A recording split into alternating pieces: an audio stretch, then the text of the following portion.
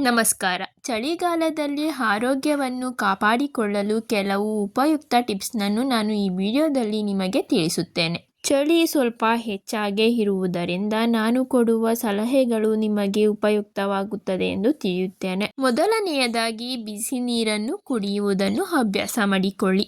ಬಿಸಿ ನೀರನ್ನು ಕುಡಿಯುವುದು ಕೆಲವರಿಗೆ ಆಗುವುದಿಲ್ಲ, ಆದರೆ ಈ ಚಳಿಗಾಲದಲ್ಲಿ ಬಿಸಿ ನೀರು ಕುಡಿಯುವುದು ಉತ್ತಮ.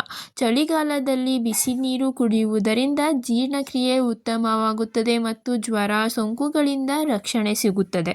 ಬಿಸಿ ಆಹಾರವನ್ನು ಸೇವಿಸಿ. ಸೂಪ್, ಕಷಾಯ, ಬಿಸಿ ಅನ್ನ, ತರಕಾರಿ, ಬೇಳೆ ಆಹಾರಗಳನ್ನು ಹೆಚ್ಚು ತಿನ್ನಿ. ತಣ್ಣಗಿರುವ ಆಹಾರವನ್ನು ಬಿಸಿ ಮಾಡಿಕೊಂಡೇ ತಿನ್ನುವುದು ಉತ್ತಮವಾಗಿದೆ, ಏಕೆಂದರೆ ಈ ಚಳಿಯಲ್ಲಿ ತುಂಬ ಕೋಲ್ಡ್ ತಿಂದರೆ ನಮಗೇನೆ ಜ್ವರ ಅಥವಾ ಸೋಂಕುಗಳು ಅಟ್ಯಾಕ್ ಆಗೋದು ಜಾಸ್ತಿ ಇರೋದ್ರಿಂದ ಬಿಸಿನ ಮಾಡಿಕೊಂಡು ತಿನ್ನೋದು ಉತ್ತಮ. ಚರ್ಮದ ಆರೈಕೆನ ಮಾಡ್ಕೊಳ್ಳೋದು ಉತ್ತಮ. ಸ್ಕಿನ್ ಕೇರ್ ಮಾಡ್ಕೊಳ್ಳೋದ್ರಿಂದ ನಮ್ಮ ಚರ್ಮ ಒಡ್ಕೊಳ್ದಂತೆ ಇರುತ್ತೆ.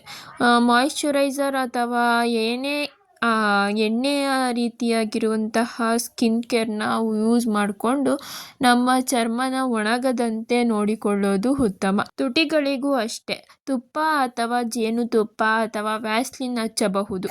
ಬೆಚ್ಚಗಿನ ಬಟ್ಟೆಗಳನ್ನು ಧರಿಸಿ. ತಲೆ, ಕತ್ತು ಮತ್ತು ಕಾಲುಗಳನ್ನು ಚೆನ್ನಾಗಿ ಮುಚ್ಚಿಕೊಳ್ಳುವಂತಹ ಬಟ್ಟೆಗಳನ್ನು ಧರಿಸಿ. ಚಳಿಗಾಳಿ ನಿಮ್ಮ ದೇಹಕ್ಕೆ ತಗುಲದಂತೆ ಬಟ್ಟೆಗಳನ್ನು ಧರಿಸಿ. ವ್ಯಾಯಾಮ ಮಾಡಿರಿ. ಪ್ರತಿದಿನ ಸ್ವಲ್ಪ ವ್ಯಾಯಾಮ ಅಥವಾ ನಡಿಗೆ ಮಾಡಿದರೆ ರಕ್ತ ಸಂಚಲನ ಉತ್ತಮವಾಗಿರುತ್ತದೆ. ರೋಗ ನಿರೋಧಕ ಶಕ್ತಿ ಹೆಚ್ಚಿಸಿಕೊಳ್ಳಿ.